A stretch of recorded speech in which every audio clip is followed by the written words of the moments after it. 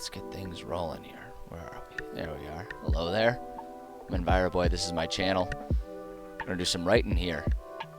It's a Friday, which is an exciting thing for most of us. I guess not everyone's always excited about Fridays, but I am. So I'm pretty happy today. But yeah, welcome. If people are stopping in right off the bat here, welcome.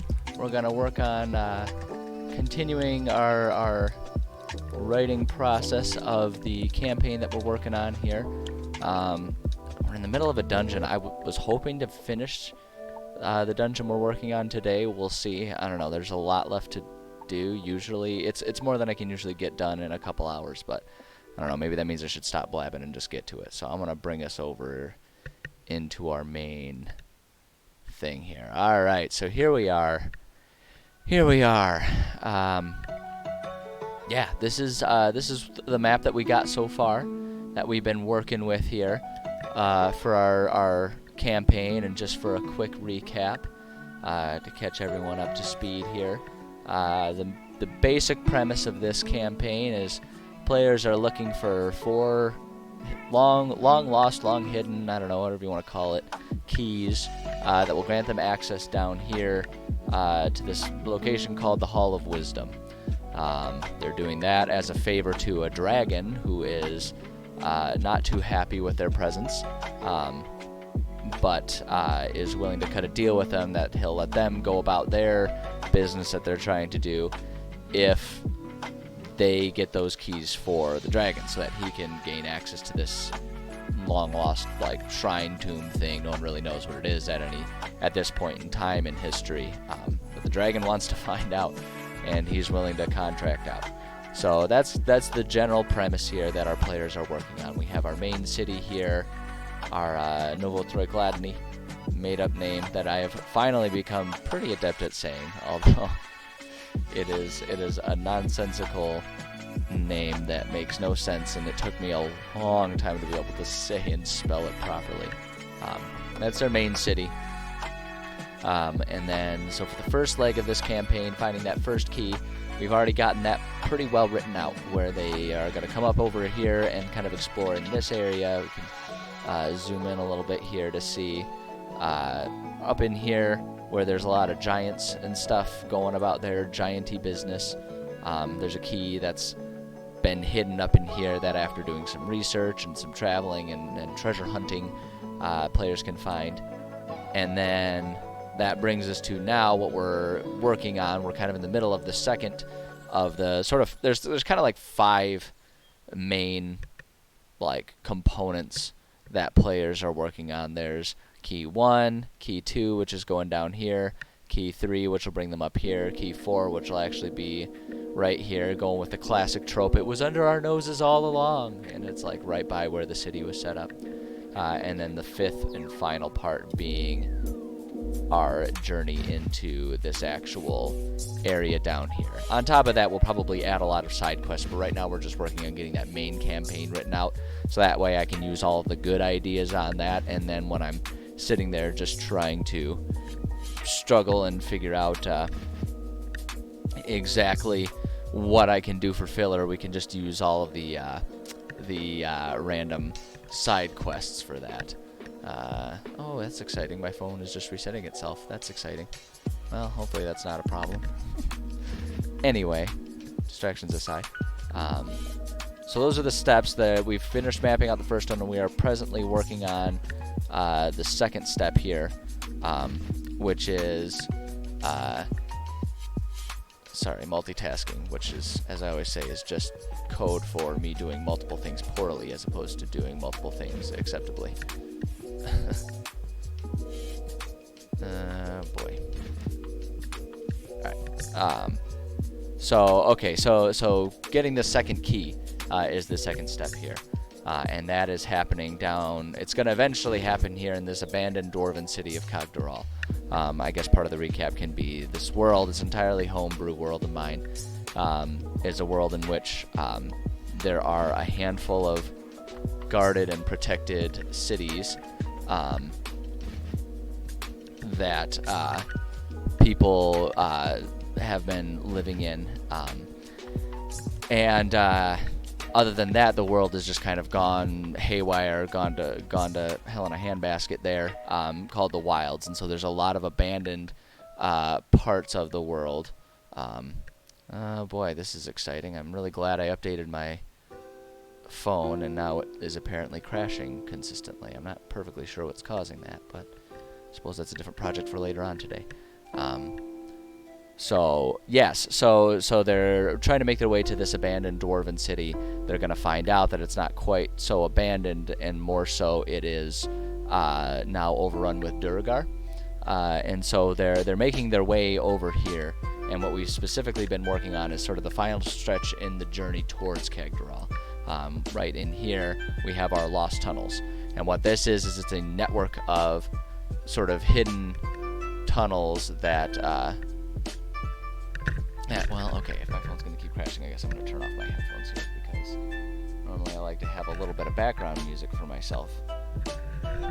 But if it's just going to be going insane, then... I don't want my headphones to keep telling me that everything is broken. So I'm not sure what's going on with that. We'll have to figure that one out. But, so yes, so the Lost Tunnel here, what this is it's a final defense that the dwarves had set up back in the day. That is meant to be sort of a labyrinth to protect them from all of the potential dangers or potential invaders or what have you that might be trying to invade and bother the dwarves. It's a labyrinth that, if you know how to navigate it, is not so bad, but if you don't know how to navigate it, very dangerous. A lot of ways for the dwarves to sort of cut them off and be able to mount counter defenses and all that kind of stuff. And so that's what we're working on. So what we have so far, there's going to be 4 sections to this one. I always break my dungeons into groups of about 10 rooms, is what I like to do. 10 rooms makes sure that I have plenty of stuff going on in the dungeon, or at least in the section of the dungeon, without it getting a little too insane, at least in that little packet. It helps just sort of conceptually organize things. It kind of provides like checkpoints in there for players, so that way they can sort of have little places to say like, oh, okay, we've made progress. Here's a checkpoint. Here's a landmark. Yada yada yada. And so this section is this dungeon has 4 groups of 10 rooms, and we finished 3 of them. There's this main one where they originally will only be able to access these rooms down here so they can get to section 2, which then brings them down here. In this section, they will eventually reach down here where there's a key that they can find, which will then grant them access up to here, get them to section 3, right? And so then here they go, travel around through here. They can eventually find the key. I think the key was in this room. I don't know, it's in our notes. But they can find the key, another key that will then grant them access to these final rooms and bring them up to section 4 here, which is the final section and the one that we are working on. So I had hoped to finish section 4 here today, but I don't know how likely that's going to be. We'll have to see here.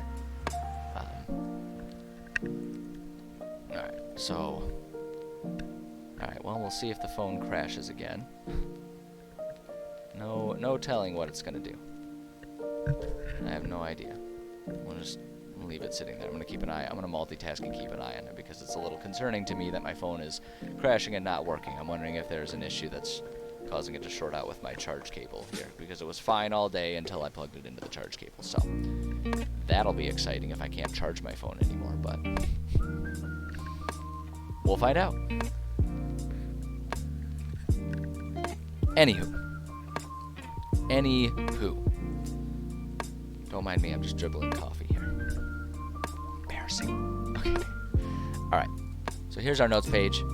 This is what we've been working on. We've got these 2 rooms taken care of. We've already kind of mapped out what's going to be in these rooms, so at this point in time, we're just throwing down some details. So I'm hopeful that it will go fairly quickly once we kind of get into it. And we'll see. It was my goal this week to finish this this part of this dungeon so we could use basically the rest of this month to try and finish up the dungeon for within the city once they get there, once they're actually in Cogdoral there. Because if we can finish that, that means that we're about halfway done with the main campaign that we're working on. And if we could get that done before New Year's, that would be a pretty sweet benchmark to reach. So, suppose, like I say, I should stop blabbing about it and just actually do it, huh? It's so easy. It's one of my biggest flaws is I tend to overanalyze things. So I'll sit there and spend hours and hours analyzing the best way to do something without like actually doing it. All right, let's see here. So this room, we've determined it's going to have a battle, and the prize is going to be some potions, which will be primarily health potions, but based on the creatures that are in the dungeon. I always like to have a couple thematic potions that can prove beneficial to players. So, and I already have an idea for the potion. It's going to be a homebrew potion, pretty specific to this one, but I think it'll be a fun, useful item for them. But first, let's think about our battle here. Oops. Medium. Hold on, I'm going to scooch forward. I'm going to try and do it without... Oh, no, we totally shook the desk. Alright, medium battle. We've already pre-measured out how much of a challenge any of these battles should be. I always have within a dungeon a certain subset of easy, medium, difficult, and then some sort of mini boss or full-on, you know, big bad boss of the dungeon battle. I always have something like, I always have those 4 types of battles in a set of 10 rooms, and I always predetermine roughly what the challenge rating of the enemies should be based on experience points is how I always like to break it down. And I do go through that in detail, and I've thought about making just like a YouTube video, just a separate video of me giving the breakdown on how I measure out challenge ratings for battles, because it seems to work pretty well. It seems to be pretty cohesive with the way Rules is written manages their challenge ratings and all that kind of stuff. It's worked really well. I haven't had to fudge a whole lot of stuff since I started doing it the way I do it with my players, which for me is the ultimate guide that it's good, that I don't have to lie to keep my players alive or to give them actual challenge. But we'll go through that in more detail later. I don't need to break it down since we've already done that. There'll be other videos for that. So the upshot there is that we need to find about 1,100 experience points worth of enemy to throw in here for a medium difficulty battle. So if we're doing 1,100, do we have already? We have not done a medium battle, although we have mapped out a few mediums for our wandering monsters, but we can kind of reuse those breakdowns. I don't like reusing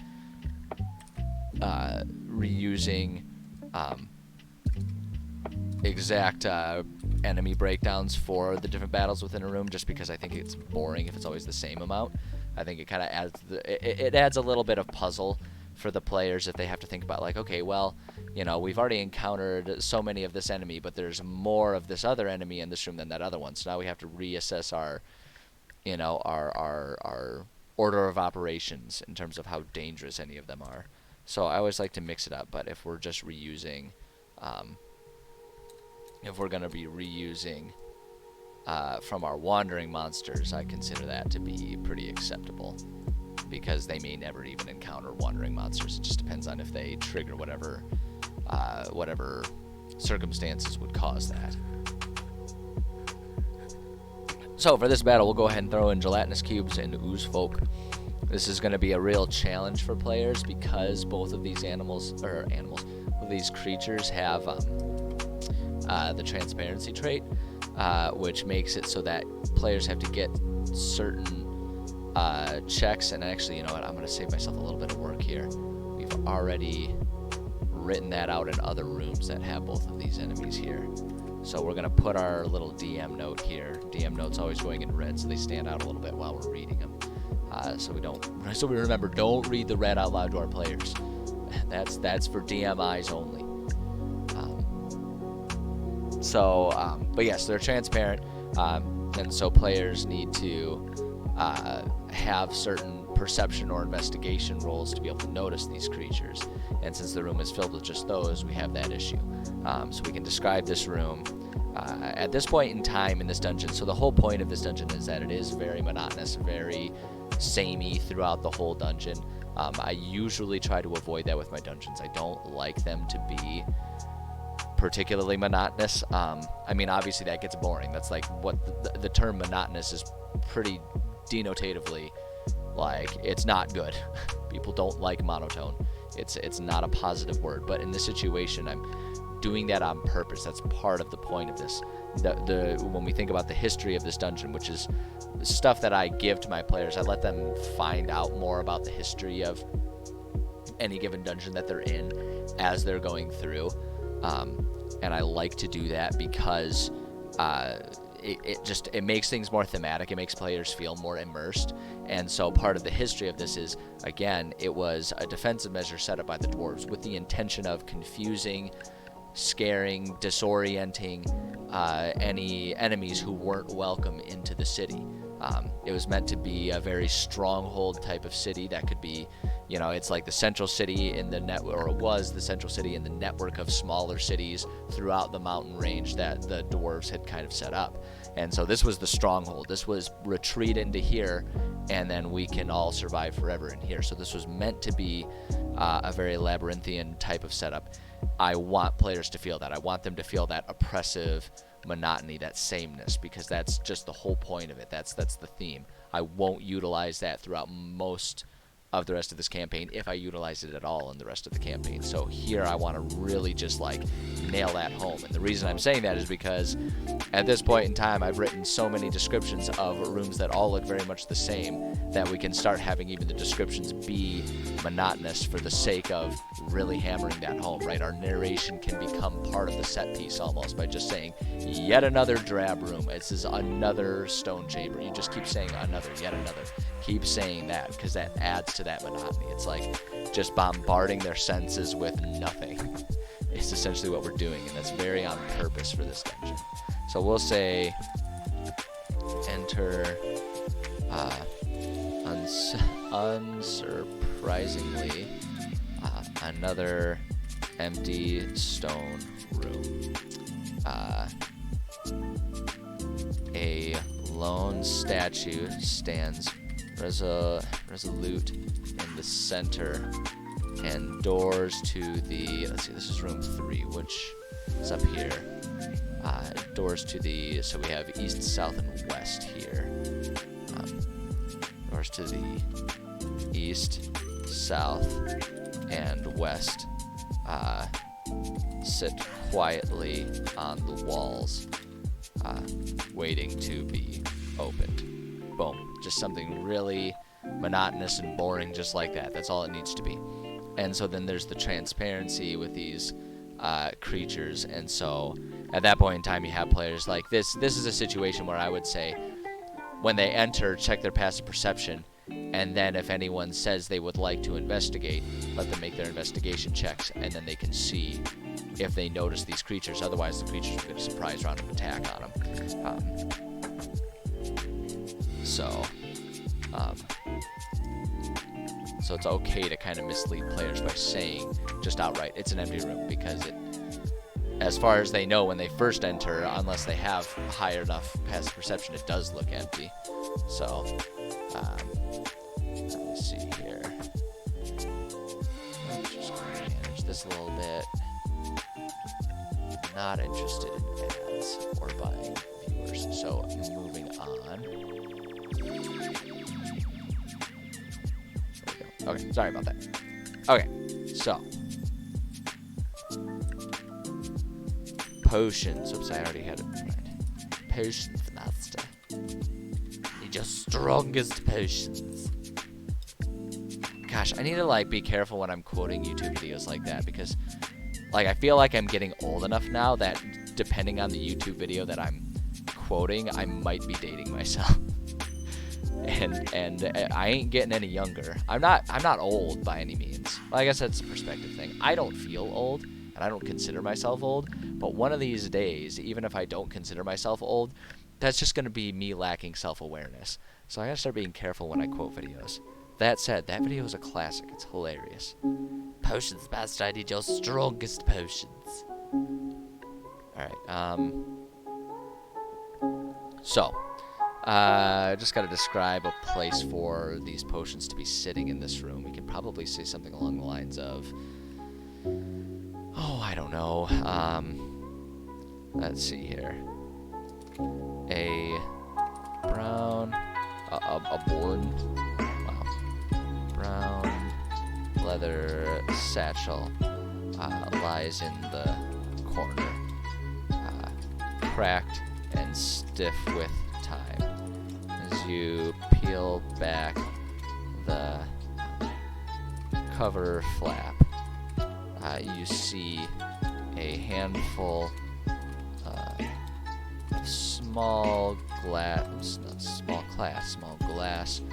vials with one of two, let's see, small glass vials, each with one of two different liquids. Just give them a little description like that. We're going to do 3 potions of healing. They're still at just the potions of healing. I step up depending on, so this dungeon that we're making here is intended for level 4. The intention is players will be about level 4 as they're going through this dungeon, and when they reach the end of the dungeon, the way I design all my dungeons is there's a level in mind, and if you start at the very beginning of that level and then take care of everything there is to do in the dungeon, that it will contain enough between combats, between, you know, role-play interactions, any of that kind of stuff. There will be enough experience to be gained to bring players up to, at the end of said dungeon, the next level. So dungeons keep getting bigger, more dense, more intense, with different, stronger enemies and all that kind of stuff. And that's a very on-purpose thing. And so I lost my train of thought. Oh, yes. And so I tend to also scale up the value and function of different items that players will find within there. So potions start off just being like potions, standard potions of healing. After a certain point, the level 5, it bumps up to greater, and then to supreme or mega or ultra. I always forget the terms for them.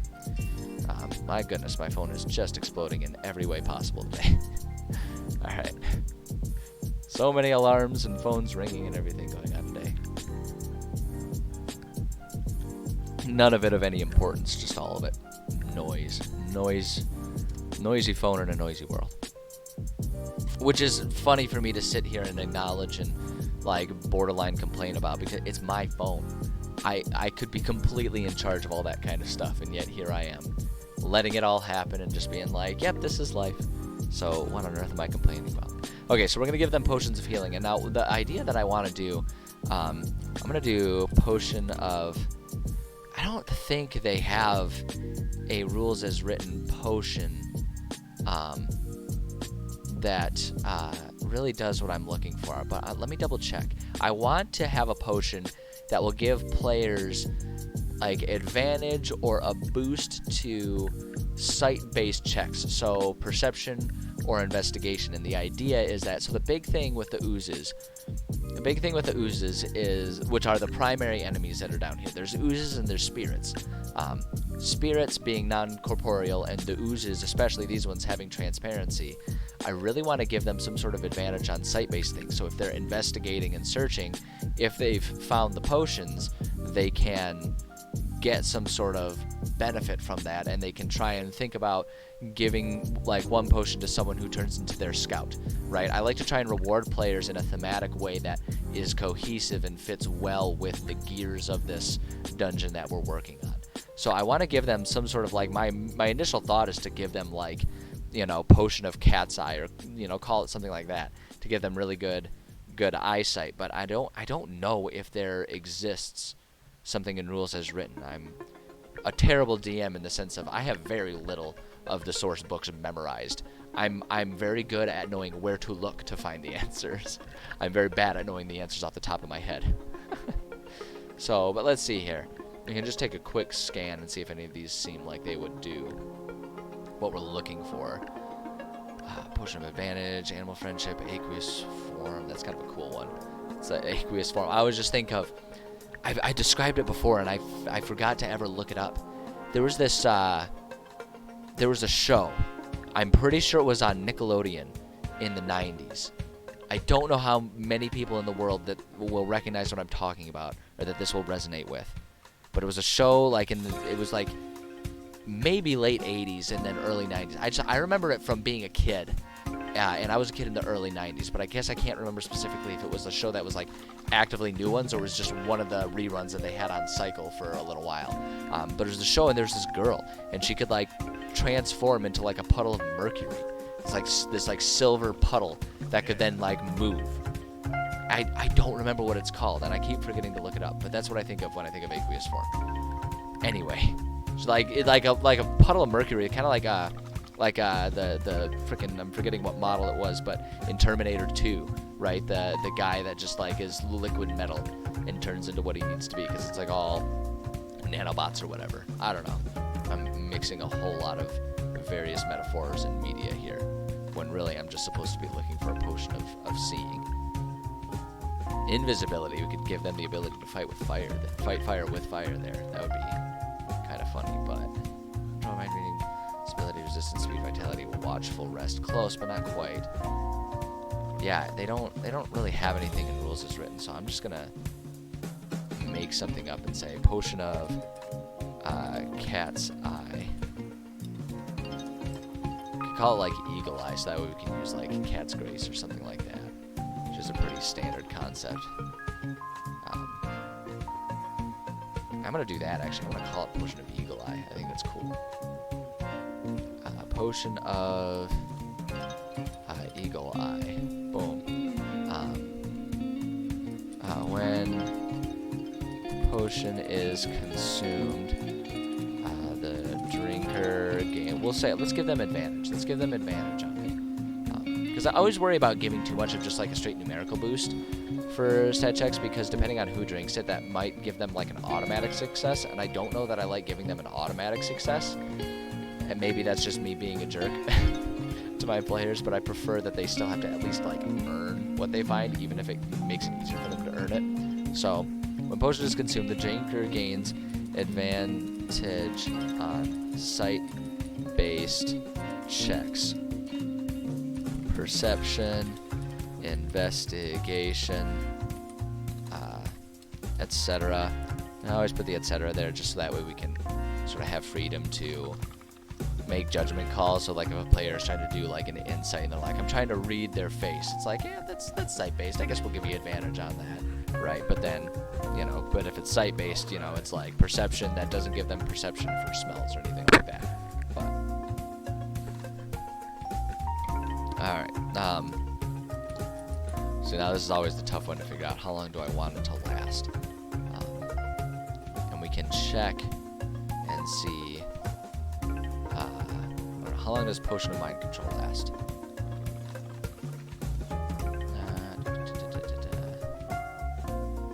Cast out. Okay, that just casts one thing. Potion of Resistance, maybe? For 1 hour for those. Water breathing, what is it? 1 hour? 1 hour seems pretty standard, and that's what I was leaning towards. So we'll stick with that. Lasts 1 hour. So they get 2 potions of that, so they can think about, do they want to give it to 2 people? Do they want to be conservative about using them and only give it to 1 person and save the other for a rainy day, so they can always have 1 person even if they're down there for more than 1 hour? And the thing about it too is 1 hour seems like a long time, and during a session players will probably do that. But this dungeon, the intent of this dungeon, like I say, it's meant to bring players from level 4 up to level 5 by the time they get to the end of it. So they're going to be in there for a long time in-game, probably multiple days, is the idea. And it's really meant to make players feel the oppression of just this quiet, labyrinthian cave that's just bearing down on them. Like, that's the purpose. Again, that was what this whole area was designed for. In the grand history of this world that the players are living in and wandering through right now. So I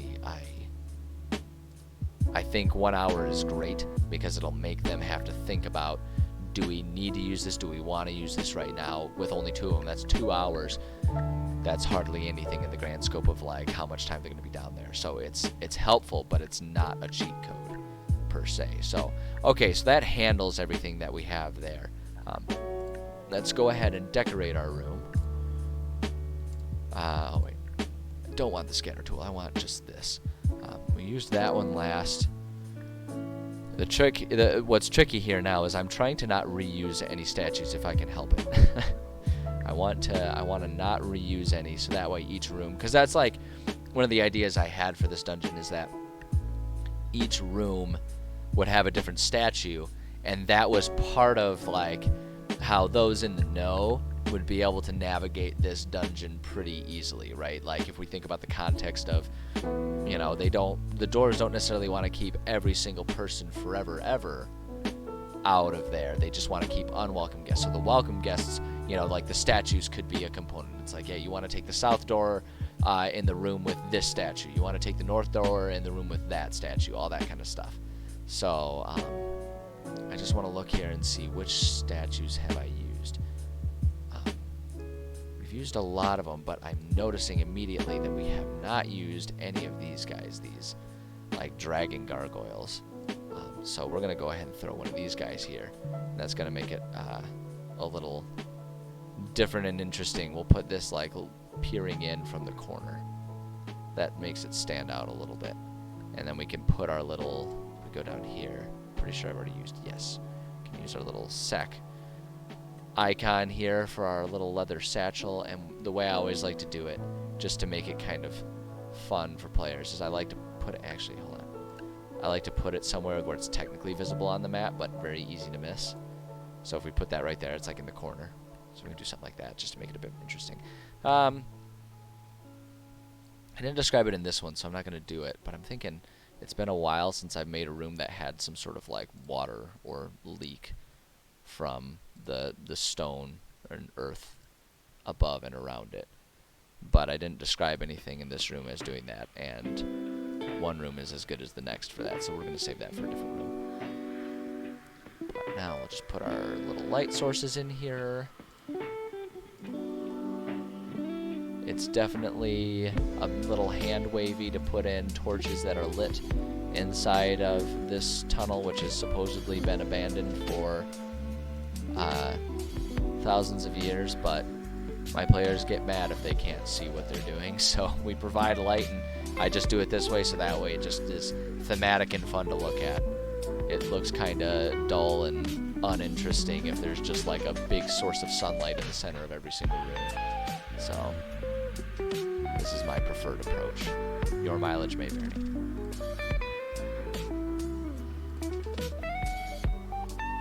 Oh, look at that.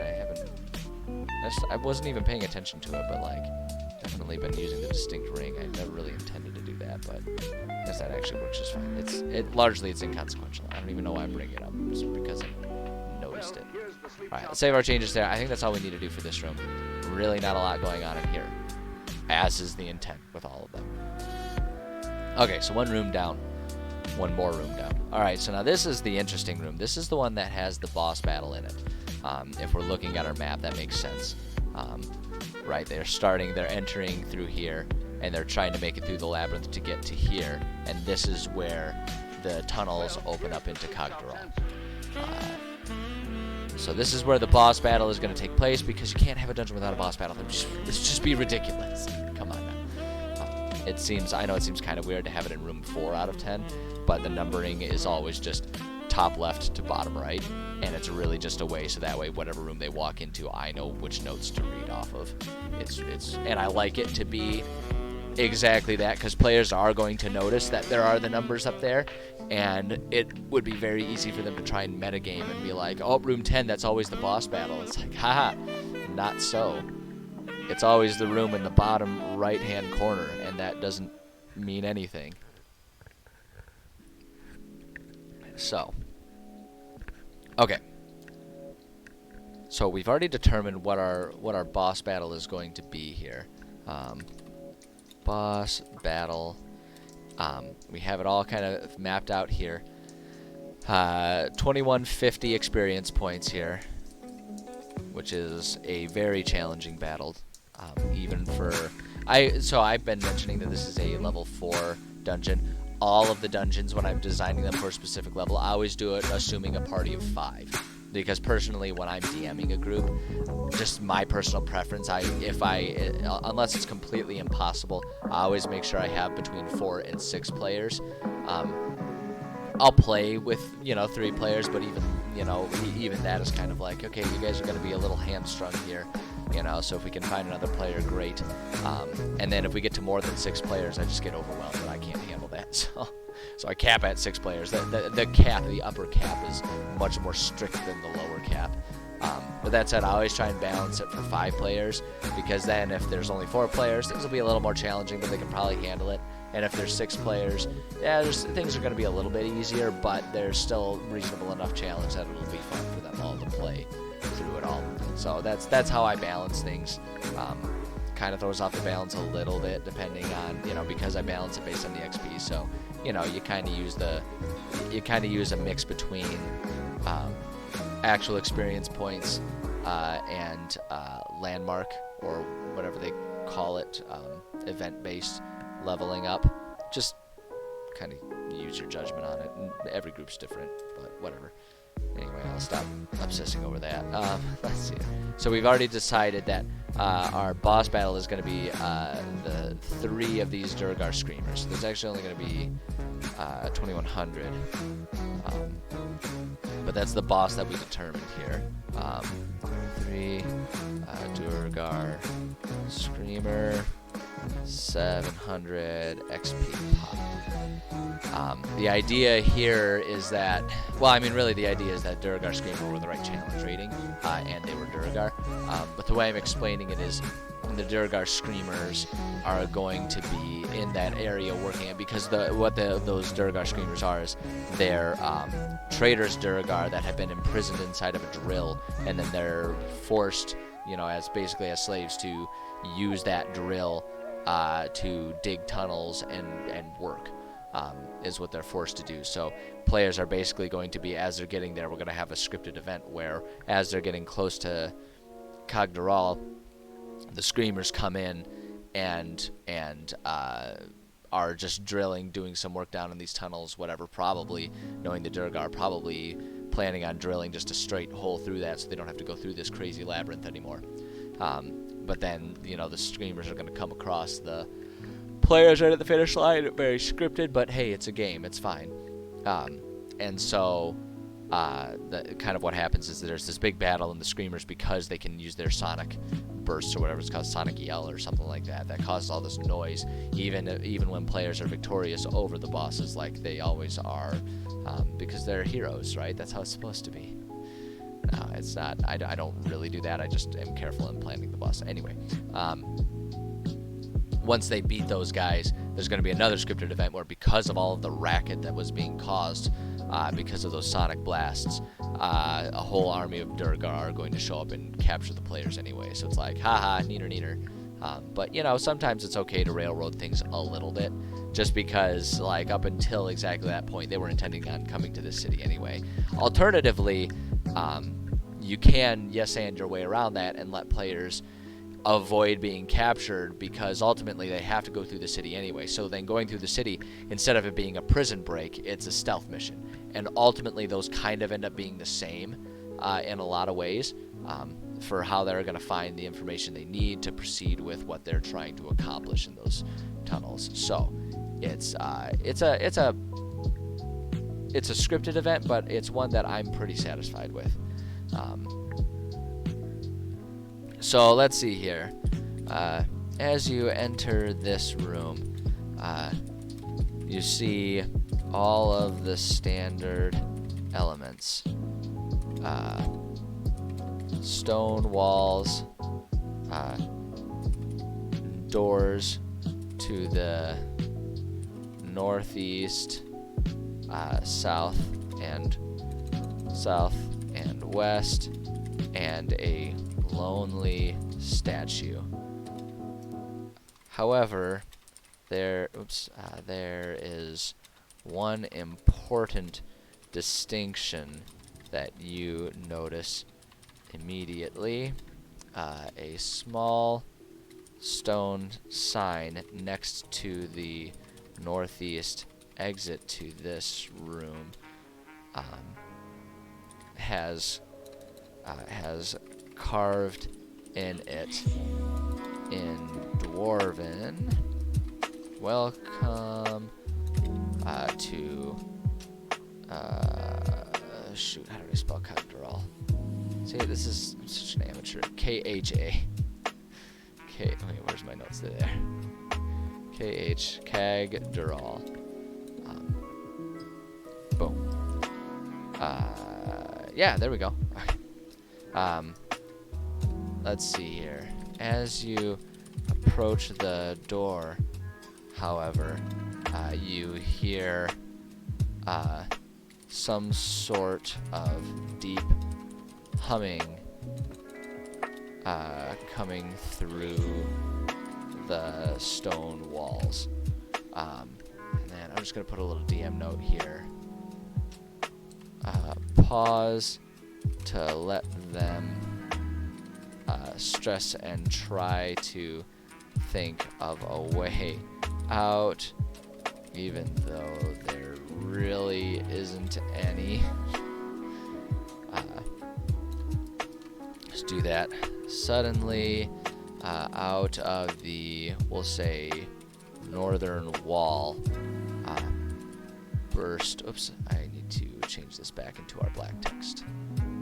That's no longer DM text. That is readable text. Burst 3 strange drill-like, three strange machines with large drills on the front. Entrapped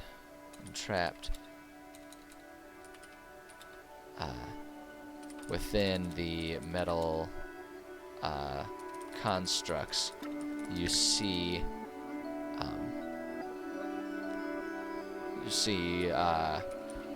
say dwarven looking creatures.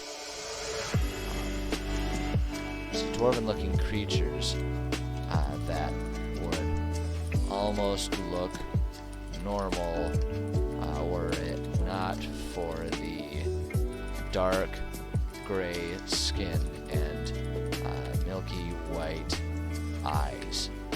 Boom. And then that's how the battle kicks off. And they have to do that. They have to deal with that. And then now this room, so as far as a reward goes in this room doesn't have a reward. It's empty. The reward is that the rest of the army shows up. The rest of the Duergar army shows up and it's all like, oi, you're under arrest for not being Duergar. You're coming with us.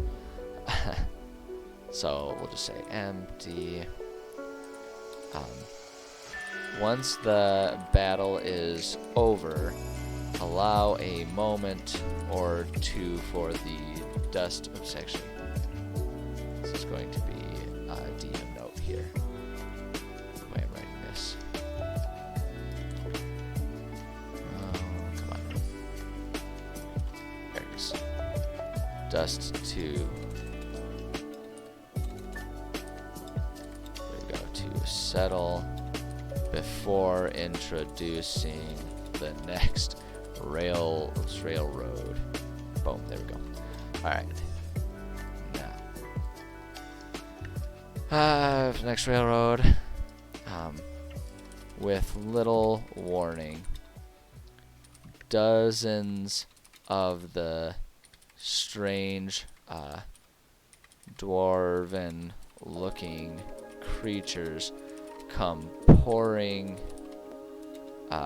through the northeastern doorway and the gaping hole to the north left by drills. Within seconds, the number grows well beyond having any hope of fighting your way out. And then at that point in time, you just kind of role play it and see how the players decide they want to handle it. If they want to try and escape, like I say, we can kind of yes and that one and let them try and escape into a different room, in which case then it becomes an interesting thing of like, oh, can they figure out how to navigate through there without getting captured, or you know, how's that gonna work for them? Question mark. So we can offer that for them, but that's really all we need to do for that one, because that's really just a boss battle followed by role play situations. So let's go ahead and decorate here. Have a torch here that's gonna totally get wasted by the Durgar that come crashing through. Absolutely, it's gonna get wrecked, but that's fine. It's called thematic, and it makes it more visually striking. Alright, let's see. We do need to find a new statue. If we go to the statues here, golly, it's so hard to keep track of what statues I've used and which ones I haven't. I'm pretty sure I've used like all of these ones. Have I used like, let's see here, I got that one. We haven't used, looks like we have not used that wizard that has his staff poking out. So let's go ahead and grab that one, this one right here. It's not been used. All these statues, this makes me think, okay, this is unrelated to what I'm writing, but it's a funny anecdote, and it's one of my favorite things. So I grew up in a pretty small town. It's a small suburban town outside, you know, it's like a half hour away from the nearest city. You know, pretty typical upbringing. But as is kind of natural with rural, suburban types of places here in America, there are a lot of strange people. I mean, you know, some places are worse than others about it, but we had a fair share of strange people in my town when I grew up. And there was this one house that my understanding, I never went into the place, but from people who did go into the place, what I understand is that the bottom of the house was a shop, and the top of it was the residence, because that shop sold concrete lawn statues, or like garden statues, right? So it's like when you're looking at a garden and you see like a random statue of like of you know, the Virgin Mary or something like that, or when you see, you know, like a bird bath or something like that in a garden. This house sold those things. Now, the reason that we all knew that's what they did is because they had a huge front yard that was just nothing but concrete statues. Nothing. It was just hundreds of them piled up. And I never went there to get a close look, but from what I could see whenever I drove by it, very few repeats, if any. And I'm gonna be honest, granted, it's just a forest of like waist-high statues, so it'd be really easy for me to not have noticed enough detail. But as far as I could tell, the statues that were there never Changed. They were always the same. I don't know how this business stayed in operation, because as far as I could tell, they never sold anything. But there it was. It was like a little statue garden. Not a little statue garden. A massive statue garden with just hundreds of statues just randomly there. Like, I would never expect there to be a separate business just for concrete garden statues. But it existed. I always thought of those things as just being something that would exist at the garden center, and they would have, you know, like a collection of like 20 of them that you could pick from and be like, yeah, there's your decoration, right? But this place had, I don't know if the guy made them himself. I don't know if he was an artist making concrete statues. I have no idea. But it was there, and it was a staple of our town because it was on the main road heading into town from the city. So it was there. Everyone knew it was there. It was the goofiest thing. Anyway, digression there. How's it going? Good to see you here, Jara. Glad to have you here. Oh boy, random anecdotes aside, I digress. Let's actually do what I'm supposed to be doing here, which is writing. I just putting all these statues in this dungeon just made me think of that. Makes me think of it every time I'm working on this dungeon. Okay. There we go. So we got our statue going on there. That's great. We described everything we need. I think that's all we need from there. We don't really need anything else. What am I building and what kind of... Okay, so we're working on a full campaign. And the campaign, I kind of at the beginning gave a brief rundown, so I'll give an even briefer rundown here. But the campaign is players are trying to find 4 hidden keys to access this area in order to make a deal with the dragon so that they can build a pathway going through there. They've already found one of the keys up here. At this stage, they are working their way down to an abandoned dwarven city. They are unaware of the fact that it is currently overrun by Durgar. But they, through research, will have by this point in time found that one of the keys was hidden somewhere near this city. So they are trying to get to there, and the specific dungeon we're working on here is called the Lost Tunnels. It's sort of a labyrinth that the dwarves had built as a protective thing to help defend against sieges on the city. So they are trying to navigate their way through this very monotonous labyrinth to gain access to the city. Yeah, that's what we're working on. Meant to be for this particular dungeon for a group of level 4 adventurers. At this stage is what we're working on. So, and we're, like I say, I'm hoping that I can finish this portion of the dungeon, but I don't know. Not if I sit here and tell stories about statue salesmen, that's for sure. Alright, so the next room here is going to have an easy battle in it. Not anything particularly intense in this room. Our easy battles, where we set those up, those are going to be 550 experience points worth of challenge. 50 XP. Now, I know we already have one easy battle. I think we already went with one cube and one ooze folk. Right, yeah, we already did that combo, so I gotta be creative and think of something else then. Dang it. Don't like reusing combat, so we could do, if it's 550, we could just do 3 of the indentured spirits that are wandering around here. That would be throwing an extra 50 experience points at them is not going to be overwhelming. So let's do that. 3 indentured spirits. Indentured spirits are, of course, spirits with dentures. So it's probably the dumbest joke I could have come up with. I always say don't try to be funny because it never works. You just have to hope that you're actually a funny person. Alright, indentured spirits don't have any sort of special transparency. They can just move through. Yeah, they've got incorporeal movement, so they can move through walls. But those guys don't actually have any sort of invisibility. So we'll just say for the players, as you enter this room, you're greeted with an incredibly unsettling sight. You're greeted with, we'll say, actually, I want to change that. Say with the incredibly unsettling sight of 3 cloaked specters. There we go. 3 cloaked specters floating silently in the center of the room. Once, let's see here. Once you enter the room, specters turn and look at you before floating towards you. Boom, there we go. A quick description. Doesn't need to be anything particularly intense here.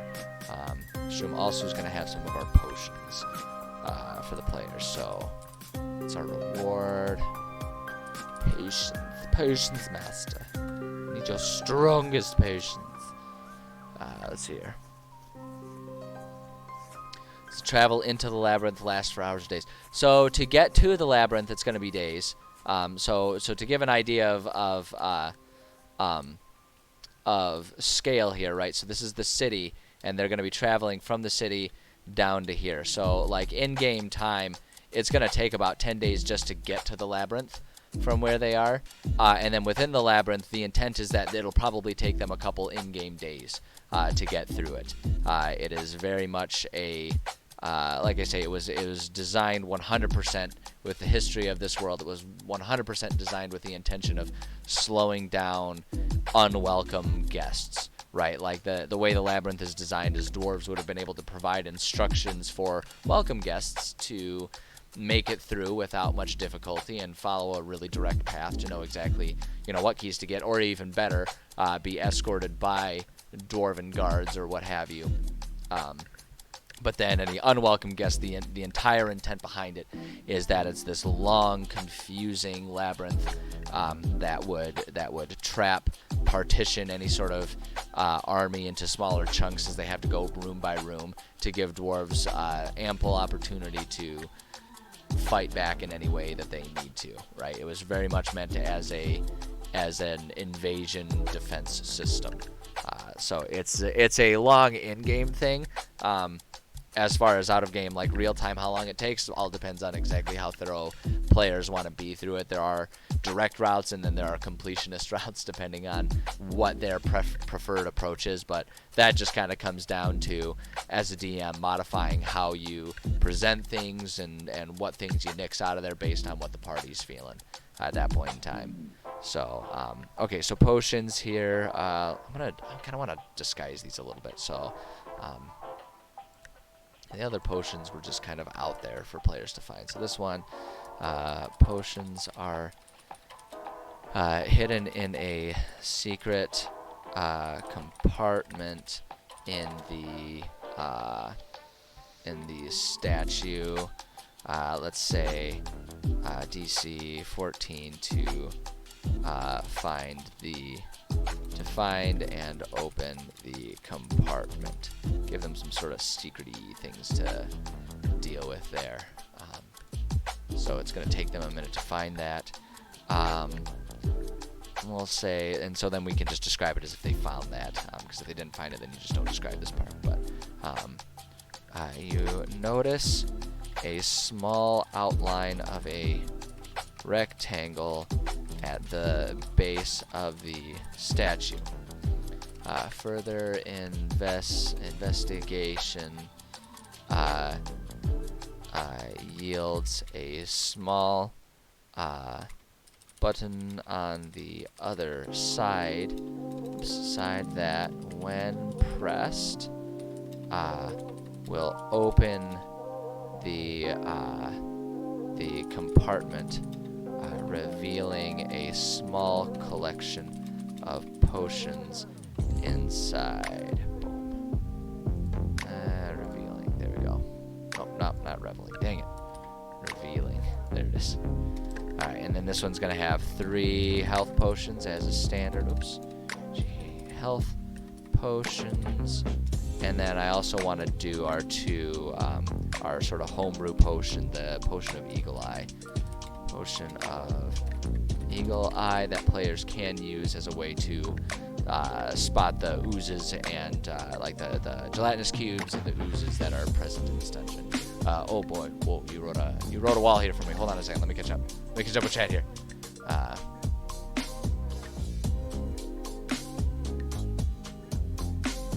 Invincible overpowered monster that one-shots players, but is very slow. I'm so glad you added that caveat that it's very slow, because it's going to say, like, that sounds like a not fun monster. Spifey is full round of action, but if it gets to them, they just die. That's it. I have them wandering around. Some pressure on them and not let them have a short long rest. So yes, you bring up a very good point. So as far as the monster goes, I personally avoid anything that could one-shot players, because even if it's like really slow and they should have every reason, if you kill players in one shot, you will have to deal with a shitstorm coming from your players. They will not be happy about that. As a player, it always feels very cheap if you get one-shotted. So personally, I don't know if I would ever do that, but if that's something that your players are into, then don't let me stop you. As far as putting on pressure for the timing, 100%.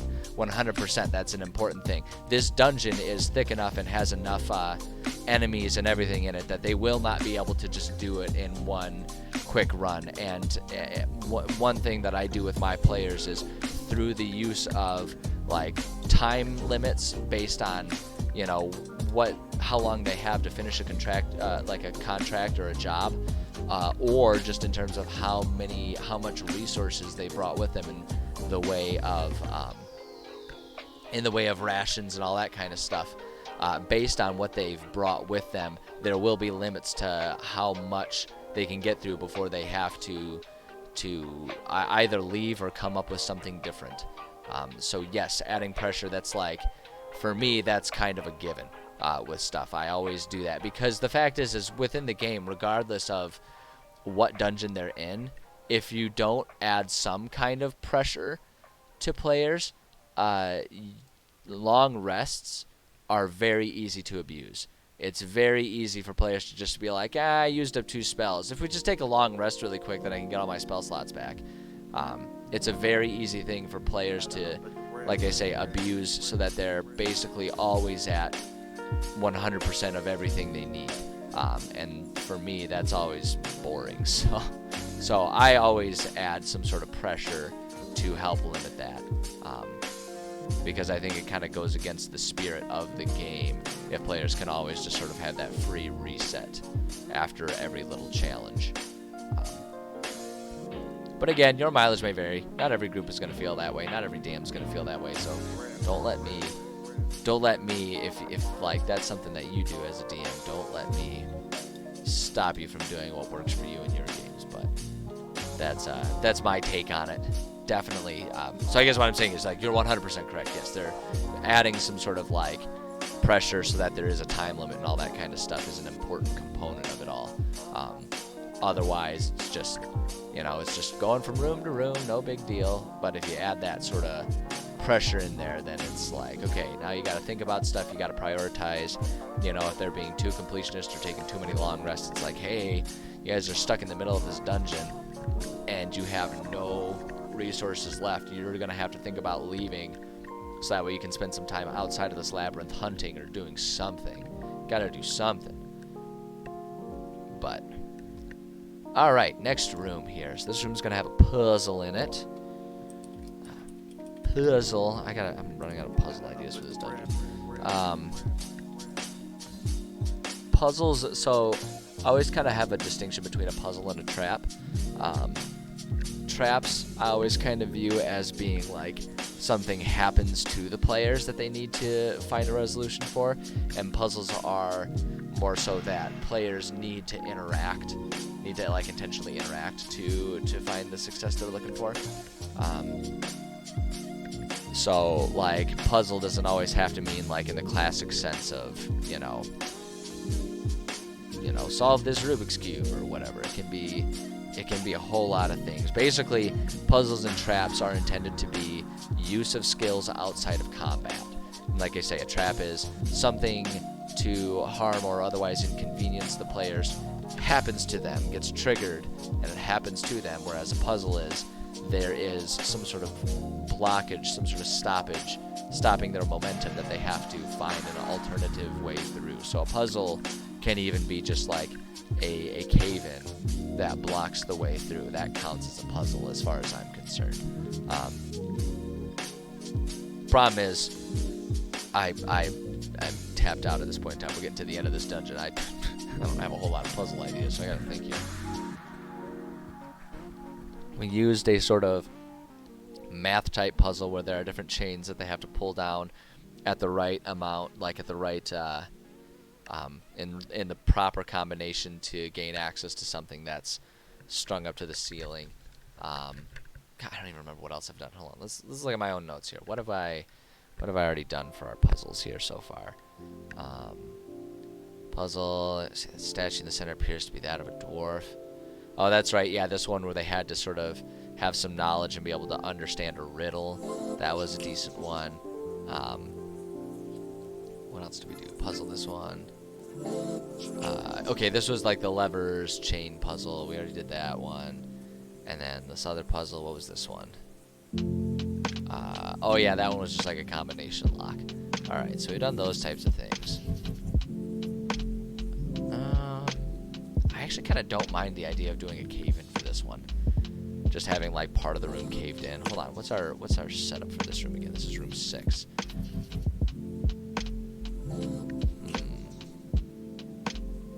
I like the idea of maybe there being a cave in front of this door, because that door would lead to, because remember up here 4, this is where the final boss is, and this is where the exit to the dungeon is. So it wouldn't be the worst idea to just like say that there's a cave in there, like that's the puzzle. There's a cave in, so either they have to figure out how they're going to move the stones out the way, or they have to find another way around. Simple as that. Like it's almost offensively simple to do a puzzle that way, but honestly, that would slow up players and it would make them have to think about how they wanted to approach, so I actually don't mind that at all. Walking into this room, oops, okay, why are we not showing the text?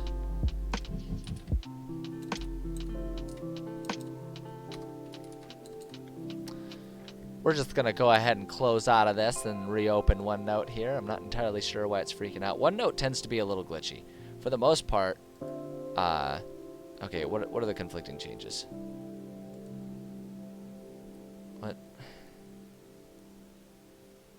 What are these conflicting changes? It's spazzing. Oh, you know what? That's probably what was causing all of the stuff to be just... Okay, yeah. It's the current one. Okay. Whatever, just delete it. It's fine. Okay, there we go. Go away. Alright, there we go. We're back at it. Okay. Walking into this room, you see something different for once. Though the difference isn't exactly welcome. To the south and the west stand the customary stone doors, but to the north is a pile of rubble where part of this tunnel has apparently collapsed. Let's see here. Presently, things seem stable, but it's hard to say if that will hold true if the stones are moved. So we'll just say players can always just find another route. If they move the rocks, we'll just say DC 12 for anything they do to achieve that. We'll say on fail, further cave-in requires, we'll say Dex DC, say DC 14 save to avoid taking, well, let's go ahead and say 2D10, oops, no, not 2D20, 2D10 stone crushing your body damage. Also known as bludgeoning damage. Yeah, and we'll just do that. Honestly, that counts as a puzzle as far as I'm concerned. Like I say, it's some sort of like barricade in the way that players need to find something other than just continuing forward to get past. It can be as simple as that, and I think it's important to remember that puzzles can be as simple as that too, because the thing is I run into this issue a lot. This is something that I struggle with a lot.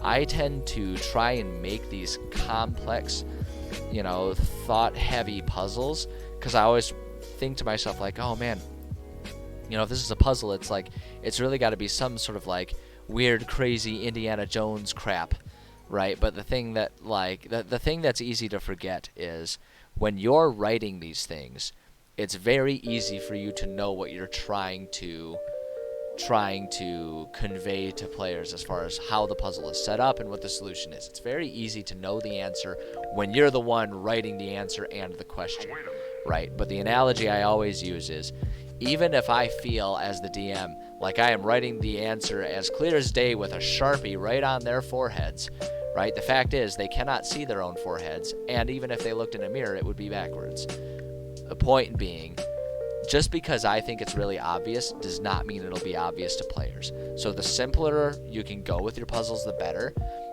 And one of the best tricks that you can do is have the answer be fairly obvious, so your players, in a meta sense, can figure out what needs to happen, but then hide success behind checks, right? So it's like players have figured out, like, oh, okay, well, if we move these rocks, that can be that can get us through, right? That's a very simple, obvious solution. It's easy for them to figure out. But then they have to make checks, and we kind of leave it up to chance, and that's where the game comes in, and that's where it gets fun.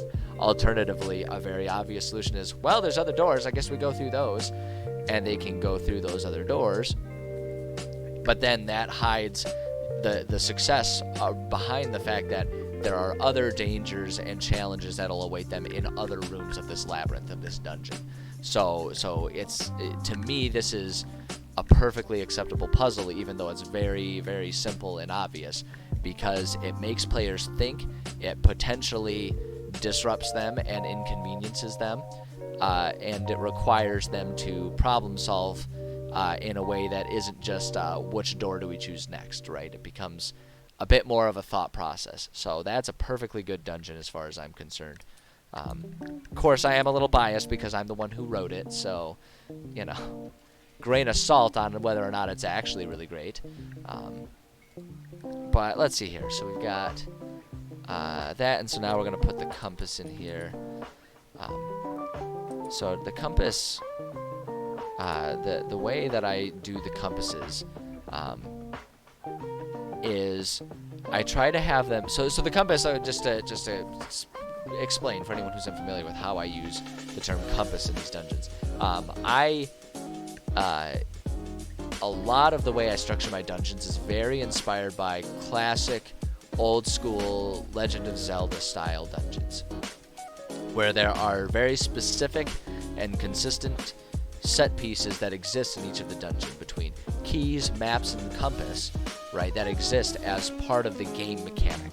And it is definitely a very game mechanic type of situation. But the fact is, we are playing a game, and not everything always needs to be pure role play, pretend you're not using game mechanics, right? And so the compass is very much a game mechanic that doesn't necessarily have an explanation within the lore of the world on why it exists. It's a mechanism to give players something fun, and the concept behind the compass is that it's an item that will tell players if within that section of rooms, in some way, shape, or form, there is still more things for them to find. And so, you know, sometimes it's more specific and sometimes it's less. I think one of the compass items I've used in this dungeon is a drill, like a magical drill that when placed on the ground, it will spin and point towards rooms that still have things to do in them, per se. Sometimes I'll keep it even more generalized, and it's just like, if there exists something that is still yet to be discovered or completed within this dungeon, the stone on this pendant will glow. And so it just stays glowing until they find everything, and then at that point it extinguishes and it just becomes a piece of jewelry. So there's a lot of different ways to go about it, but that's generally speaking what the compass is. That's what I'm talking about when I say compass, and that's what I'm working on. So for this one, I actually kind of want to do something a little different than what we've done so far. And we'll say the trick is to also have it be like not super obvious how it works. At least that's what I personally like to do, so that way it's like it kind of takes a little bit of thinking and a little bit of logicking for the players to kind of understand. So let's say it's, I like having it be like dwarven mining themed for this dungeon if I can. Which is why we did the drill and stuff like that. Let's see. Oh, okay. Here's an idea. Let's see here.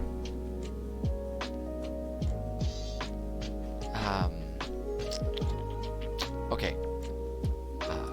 Propped up against the statue in this room is a small pickaxe that looks looks, oops, there it is, looks as though it were designed to be a children's toy. Upon closer examination, you can see that it is designed as a spinning top. So it's just like, it's a little spinning top. Let's see here. If players put the pointed end on the ground, and there are still things to find in this dungeon, it will spin on its own and gradually move towards the door that is most direct to the nearest unfinished room. So it'll always kind of gravitate towards the rubber door as the most direct route. Let's say I'm gonna just say DC 12 to notice. Actually, no, I'm not even gonna put it behind that. We'll just say that, like, if they ask, we'll say what we'll do is we'll put a note here. Only describe the direction it is moving if the players ask. So it's like, don't offer up that it's like slowly moving towards the door, because the idea is that it's like moving. It's not like you put it down there and the thing just like books it, beelines to the door. It's like you put it down, the thing is spinning, and it's like if the door is, you know, to my left over here, right? It's just like kind of spinning, and slowly working its way, right? Like that's the idea behind it. So only describe it if they ask. If there is nothing left in the dungeon, it reverts back to a simple child's toy with no discernible magic about it. Boom, there we go. I actually really like that. I think that's kind of a cool item. And that's kind of fun. I like to have them be kind of unique like that too, so if players want to, they can sort of have an imaginary collection of like important things or different items they've found that can kind of serve as like a trophy case of all the stuff they've accomplished in the game so far. So okay, let's go ahead and decorate this room. This one can be actually a little fun. We do need to choose a statue as always, and actually no, we've already got the torches selected here, so let's go ahead and get our torches here. And I'm thinking I might have one or both of those torches end up being scrapped because of the cave-in, but we'll see. We'll design the cave-in and then get rid of the torches if we need to. So we got that. I'll add the light last. Let's see, we do need a statue.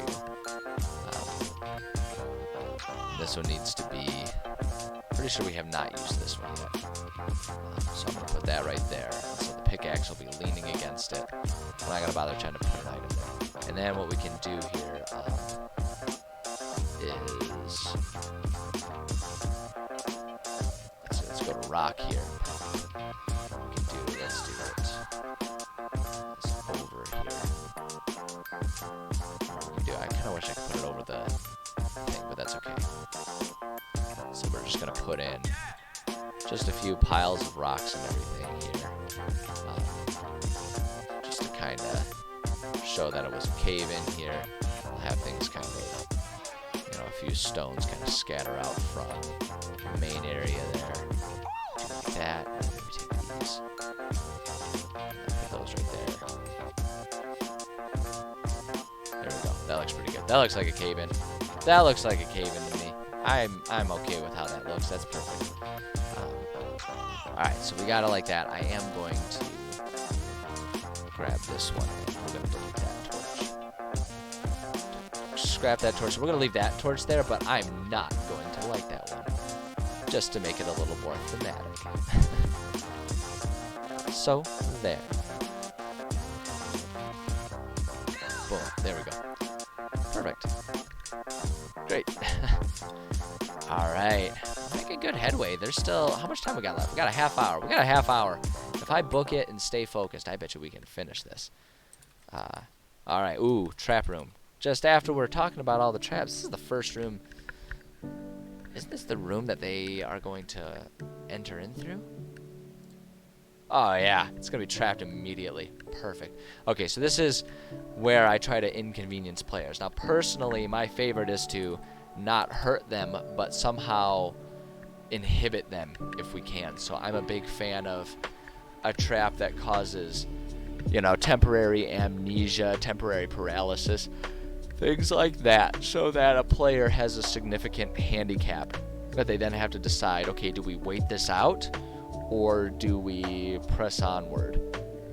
And that's what I love to do. I love doing it that way if I can. So let's see here. That's where I have to actually think about how I want to do this trap, though.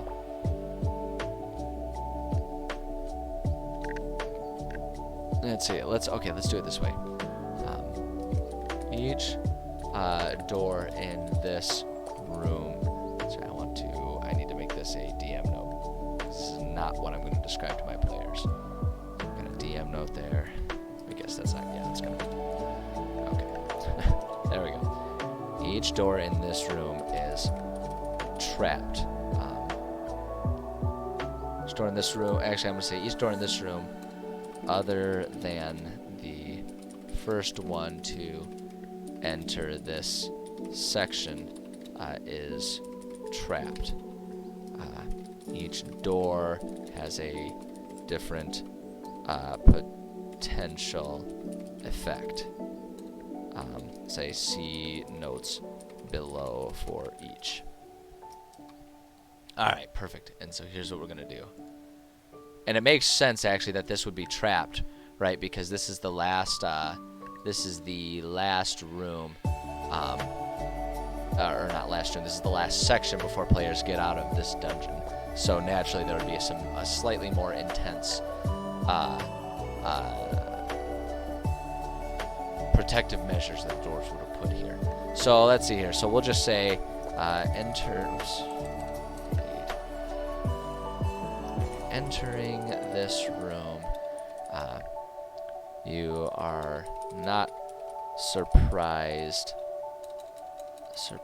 there it is, to see that this room is much like every other in this labyrinth that you've been through so far. Okay, central statue, doors to the, let's see, this is going to have just north and east other than the main entry one. So yeah, west, north, and east, as we can say. Doors to the north, east, and west, and gray stone walls everywhere. The only distinction seems to be the water pooling in one corner of the room. That's a fun one too, because that's totally going to throw players off. If you mention that there's a puddle there, they're going to obsess over that for a good 5 minutes of real life time. You know they are. You know they are. Alright, so each door is trapped. Let's see here. Let's see here. Let's go ahead and do DM note DC 14 to notice the door is trapped. And so let's see here. Oh wait, hold on. I want to. We'll say north door, because we're going to trap the north and the eastern doors. So to notice that it's trapped, When the door is opened, a dart is shot out of the door frame into the door frame into the opener. This dart. Let's see here. So it's to notice the trap and then to try and break it. So we'll say, let's say, hold on. To notice the door is trapped, we'll make it a little bit easier if they find it to disarm. So that's their opportunity if they don't disarm it or don't notice. Like if they don't notice it, if they do notice it but can't disarm it, then they'll just have to try the other door, which is also trapped. Or if they if they don't notice it at all, they just open it and get shot into the. I'm not going to say opener. We're going to say into the person opening it. This. Actually, hold on. The door frame into you. You feel a small plunger within the dart depress, and some sort of liquid enters your system. Soon you find yourself feeling very dizzy and disoriented. Okay, so let's see here. Hey Gabby, how's it going? Good to see you. Let's see here. Find yourself feeling very dizzy and disoriented. We'll say for 1 hour. Let's say 1 hour. How do I want to describe this? What's the? I'm thinking that it's like a poison or a potion of vertigo almost. So it's like players can't navigate, or the character can't navigate, and probably has disadvantage on melee attacks because they're just really dizzy. For 1 hour, your character is unable to discern what doors lead where, and have disadvantage on attack rolls. Boom, there we go. That'll be a real bummer for him. I am doing well. Thank you for asking. I am happy about it being Friday. That's what I am, and it's hard to be disappointed when you're happy that it's Friday. That's not true at all. If you have a bad Friday, it can be very disappointing when you start out happy. So I take that back. Luckily, that's not what's happening to me today. I'm having a good day. Thank you for asking. All right, so that's what's in the north door, and then the east door. Let's see. Need to come up with some sort of different one. We're gonna do the same checks for it here. So we'll just copy and paste that because I'm a lazy bum. Alright, let's say again, when the door is opened, a dart is shot out of the door frame into you. Let's see. There we go. Yeah, we're gonna do this one. I'm just gonna copy and paste that again because I'm lazy. Alright, small plunger. So this one, so one of them is disorienting, and I think one of them, I almost want to do like a sleep drought of some sort. So like one of the players is just flat out asleep, so then the rest of the team has to figure out how to handle it. Let's see here. You rapidly begin feeling very sleepy. Remember all the happy times we had? For let's see here. We'll say Constitution save DC 14 to stay awake, repeating every 5 minutes until until the poison All the happy times we had. wears off, is what we'll say. Yeah, we'll do that one. Once asleep, you stay asleep unless teammates find a way to wake you up. There we go. Boom. And so that's the type of thing where that can work out really well, because if they decide to just stay and wait to see if any of those potions wear off, you can hit them with some wandering monsters just to say, like, screw you guys, try and loophole this and just like sit there and take a short rest. Nah, not doing that. So you let them do that, or then they have to figure out how to advance forward with whatever incapacitated people they have. So I think that's actually a really good trap. I actually really like that. That's it. Now we're going to give them the opportunity to find some money here. I don't know. Running out of creative ways to hide money in here. Let's see here. In this room, I know we got the statue there. Okay, hold on. Here we go.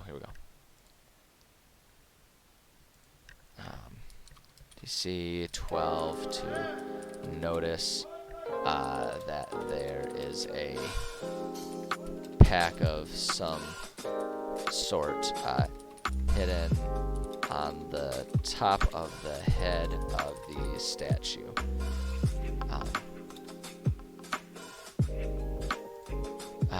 Okay, so we'll say you notice on the statue that a bag or pack of some sort has been balanced almost completely out of sight. As you pull it down, you find a small cache that seems to have been the worldly possessions of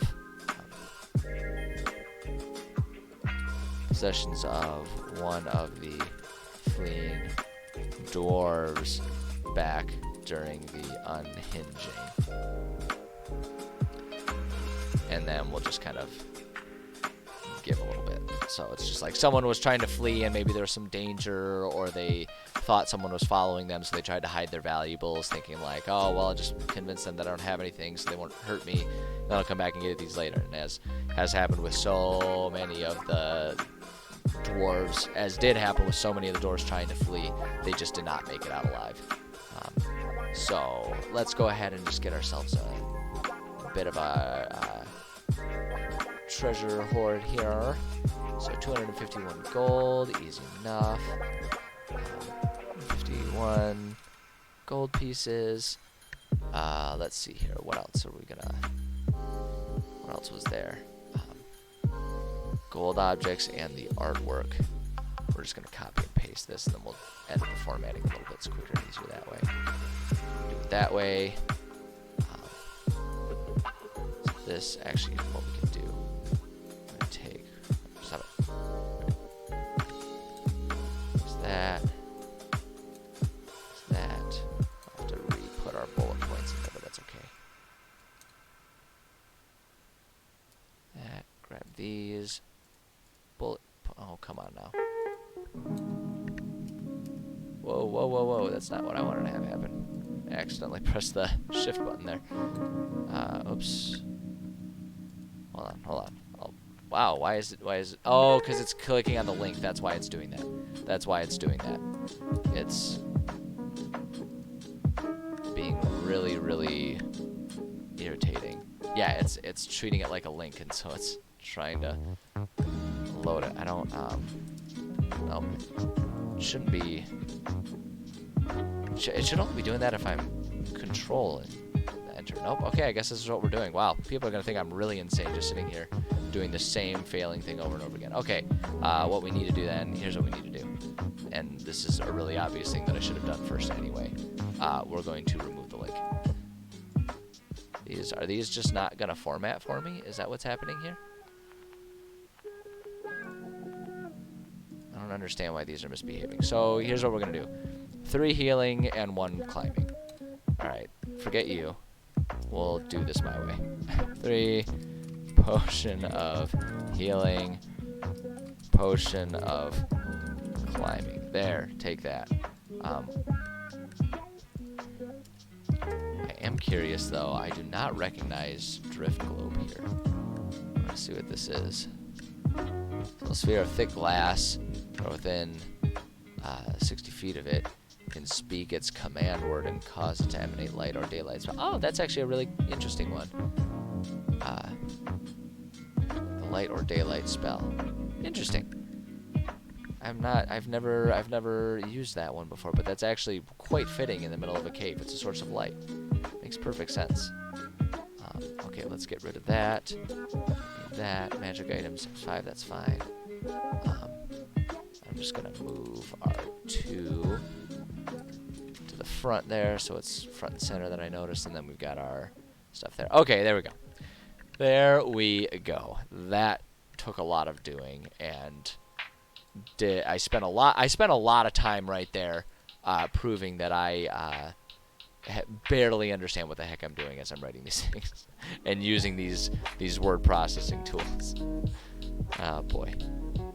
A more prideful individual would have been embarrassed by that display I just put forward.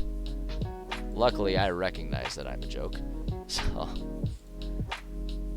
alright, go there. There. And then we got one right there. We got our light tool. Flip, flip, flip,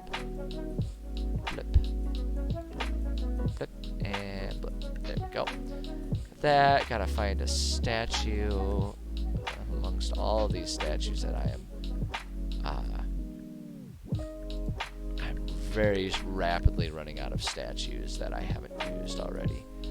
Pretty sure I have not used this one. Right? Okay, no, I gotta double check it. I gotta make sure.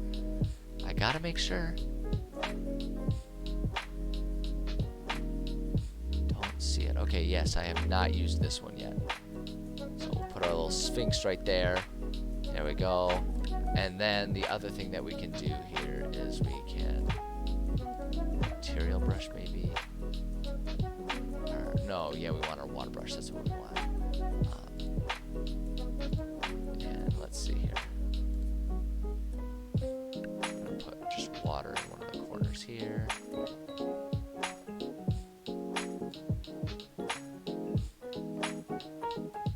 There we go. Just pooling water over there.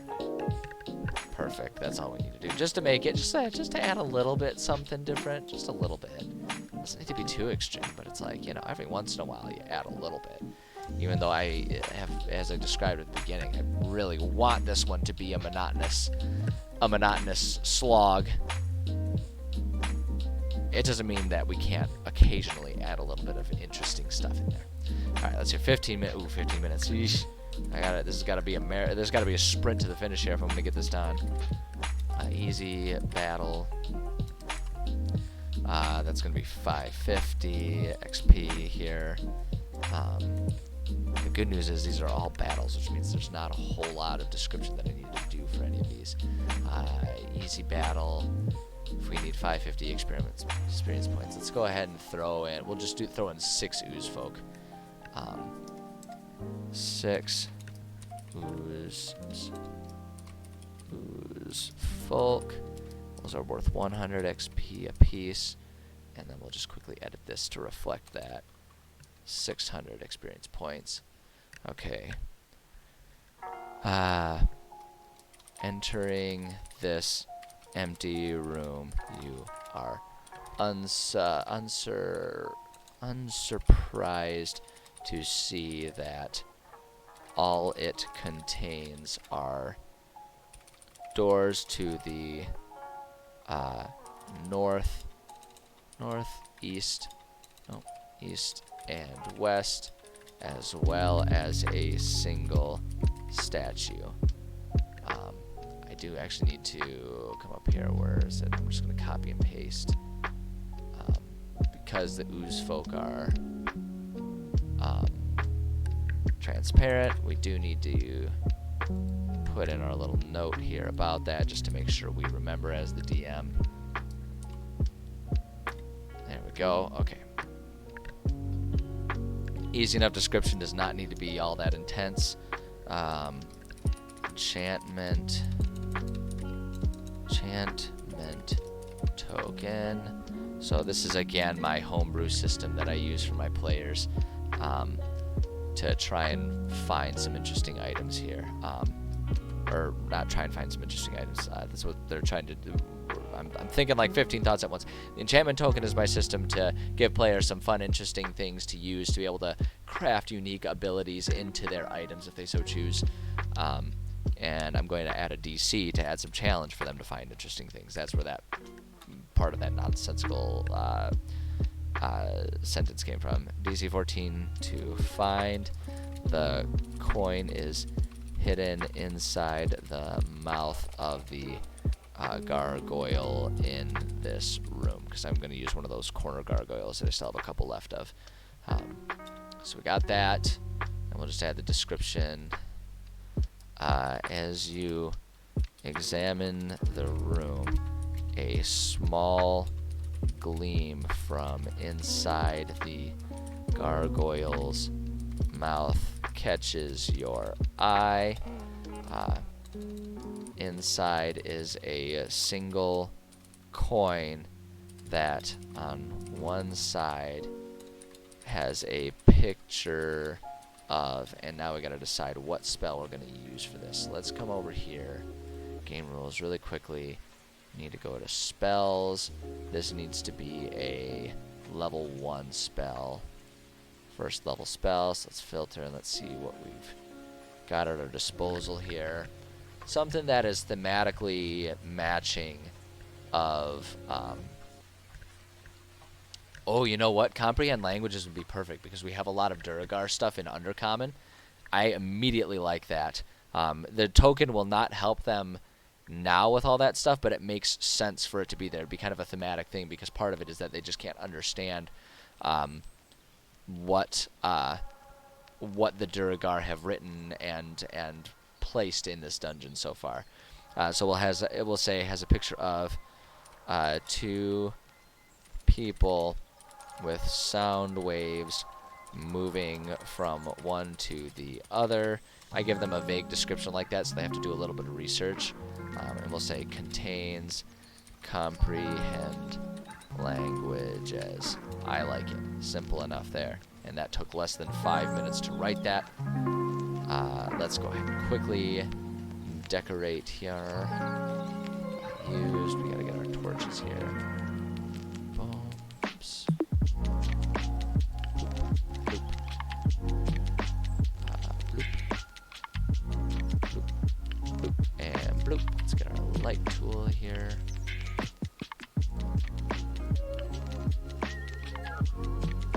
Minutes, 10 minutes to get 2 rooms. That's 5 minutes a pop. I bet you I can get there. I bet you I can get there because I feel like all of our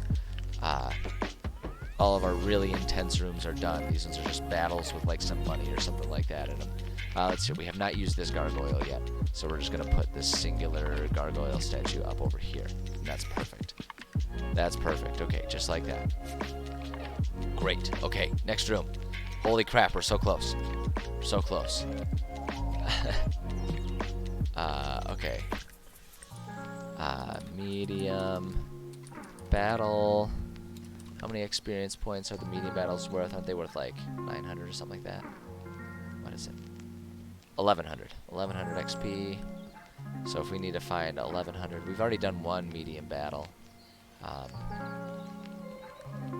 know I did. Where is it? Medium battle right here. We done. Okay, we did 2 and 2. So we gotta find a different breakdown. If it's 1100, we could do. Let's do 5 of the indentured spirits. Let's do it that way. So that's only gonna be worth 1,000, but that's okay. We have a couple others that are worth more experience points. So 1,000 XP. 5 indentured. Oops, I don't want this underlined. Hold on a second, actually. Underline, there we go. 5x indentured spirits. And those are worth 200 XP apiece. There we go. Let's see here. Entering this room sends a chill down your spine. The reason why is evident as a floating, cloaked, and chained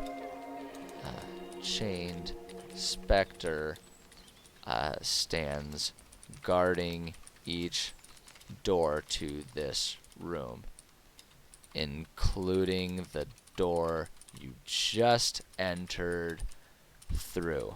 Cue battle music.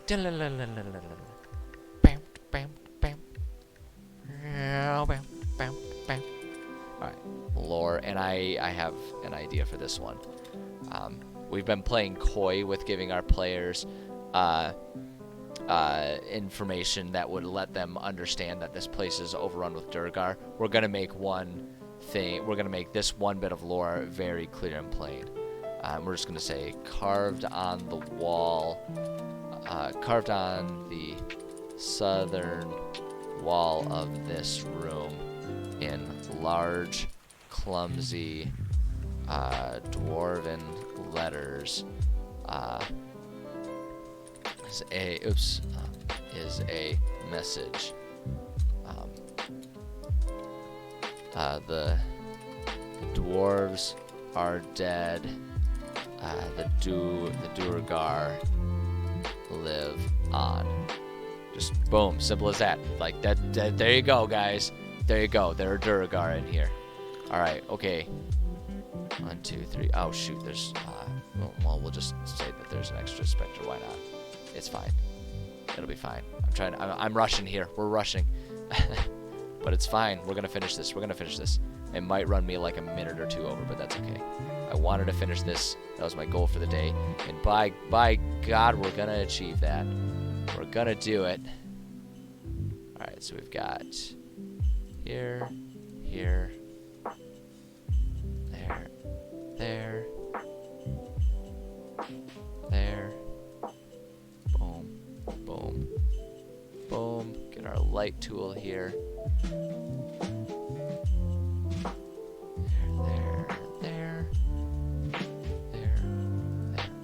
There. You know what? And since I'm here, I know there are some things that we know are just going to be in here, including torches. Torch.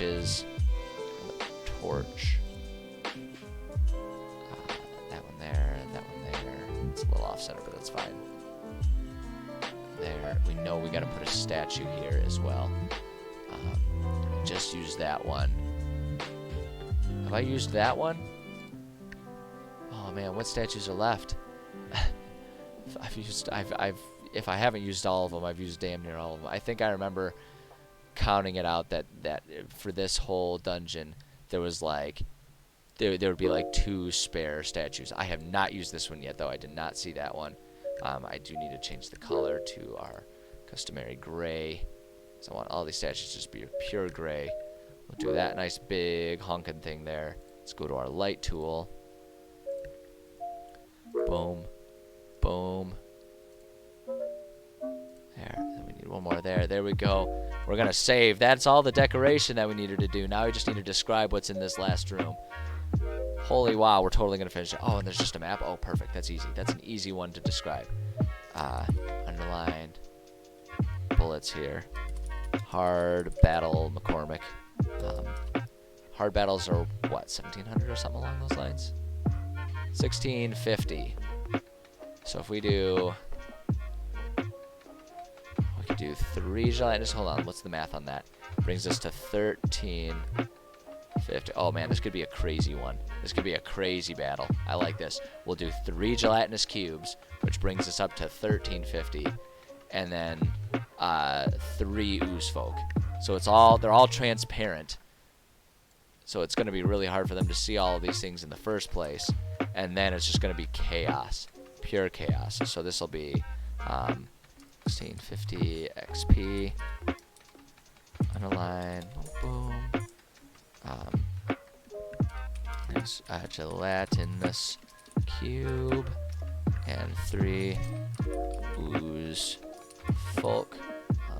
The ooze folk are worth 100 XP apiece, and the cubes are worth 450 apiece. So we do that right there.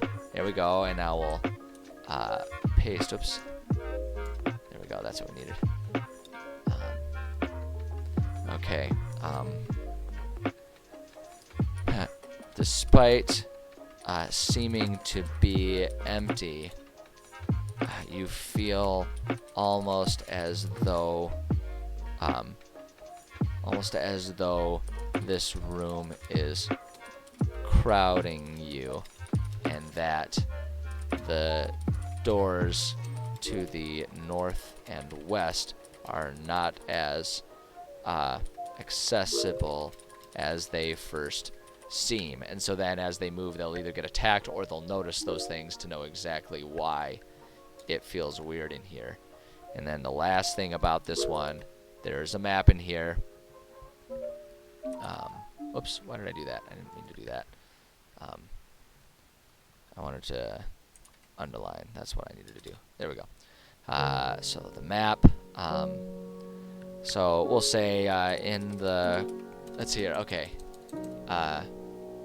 As the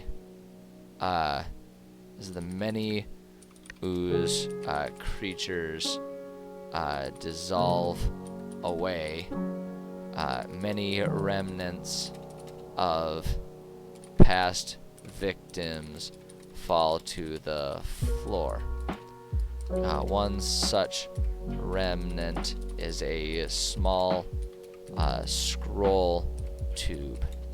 Inside appears to be a hand drawn map of this dungeon. Perhaps it was the possession of a dwarf who once traveled these monotonous halls. Boom, there we go. There we go. And that does it. That does it with 1 whole minute to spare. There we go. Job well done writing today, ladies and gentlemen. 1 whole minute to spare. I reached my goal of finishing designing this dungeon. Yeah, that feels good. That feels good. So potential outcomes. Actually, no, we're gonna do. Okay, I take that back. It won't be with 1 minute to spare. It'll probably be like 1 minute over. But I'm going to add just the potential outcomes here. Players will ultimately either be captured by the Durgar or else escape their clutches, but have to figure out how to sneak past them throughout the city ahead. Boom, there we go. There we go. Okay, all right, exactly on time. Exactly on time. 1:30. Exactly on time. No, that feels good. That feels good. I'm really happy about that. I really wanted to finish this dungeon so that way our goal for the rest of this month can be to just get 1 more dungeon, because that will put us at 5 of 10 planned dungeons for this campaign. Done. Halfway done with this campaign. Not exactly halfway, because the back 9, the back half, the last 5 dungeons are going to be much bigger and longer than the first 5. But conceptually, at least, we're halfway done with the steps that players will have to go through for this campaign. So, there. That feels good. I'm happy we got through that. But with that, it is 1:30, which means what's going to happen is I'm going to take a bit of a break. I'm going to rest my voice a little bit, grab something to drink, and get myself ready, because then in maybe 15-20 minutes after a little break, I'm going to come back and we are going to do some video gaming. Hopefully, you know, keeping up this theme of getting things done, we're very close to finishing Neverwinter Nights. So I'm hoping, we'll see. I'm hoping I can finish that today. So that way next week we can start a new writing project, start a new game, and even though we're already in December, we can basically say, and then have December be kicking off with some new fun projects to carry us through the holidays. That is my hope. But we gotta actually beat the game. So, like I say, I'm gonna take a break, and then I'll come back. So yeah, you can stick around for that. Check back in like 15-20 minutes if you're interested in that. If not, that's totally fine. I know a lot of people like to come in here for the writing, to talk D&D, get ideas on how to write stuff, and you're not as interested in watching me game, and that's totally fine. I get it. If that is the case, then we will say farewell for now today. Thank you so much for stopping by. I appreciate you guys. I really appreciate that there are people that are interested and like hearing about the stuff that I work. It's reassuring to me as a DM to know that there are people that like the way I do this and are interested in it. It makes me feel good, and it makes me feel more confident that I'm providing a good game for my players. So thank you so much for stopping by. If you would like to see more of my content, like I say, I will be back next week. My usual streaming schedule is Mondays, Tuesdays, Thursdays, and Fridays. Writing at 11:30 Eastern Time Zone, and then I will be doing my gaming same days at 1:30 p.m. Eastern Time Zone. So that's when you can check out my streams. As far as I know, next week I will be able to pretty closely stick to that schedule. I don't have anything that'll get in the way. That said, you know, my job sometimes throws me curveballs. So who knows, but that's what the plan is as of right now. Alternatively, if you want to see more of my stuff, I do have my YouTube channel. You can check that out. I put up all of my VODs. I think on a New Year's resolution is I'm going to start doing some other types of videos on YouTube and just sort of teaching myself how to do some of that type of content. I'm a complete scrub amateur. I have no idea what I'm doing, but that's kind of the fun of it, is just kind of figuring it out. So if you, as of right now, if you want to see some of the VODs of other games that I've played, if you want to see other stuff that I've written, you can find the VODs on there. Check those out. Enjoy those. That's there. And then lastly, I do also have a Discord server. So if you would like to be able to share some different homebrew ideas and talk shop with D&D type of stuff, you can find me there. Another New Year's resolution that I'm kind of working on and workshopping to figure out exactly what some executable goals could be. But I want to do more with that. I want to be more interactive with the community there, because there's some really cool people there with some really cool ideas, and I want to help foster different conversations about all that kind of stuff. So feel free to check in there. It's also a good place to find announcements about my streams if you are interested in knowing when I go live and all that kind of stuff. But all right, there we go. Self-promotion taken care of. Check it off the list. Like I say, I'm going to take a break now. Come back in like 15-20 minutes, and I will be here playing some Neverwinter Nights. So I will either see you then, or if this is where we part for the day, again, thank you so much for stopping by. I appreciate you, and I'm looking forward to the next time I do see you, whenever that may be. Take care of yourselves, and I will be back shortly.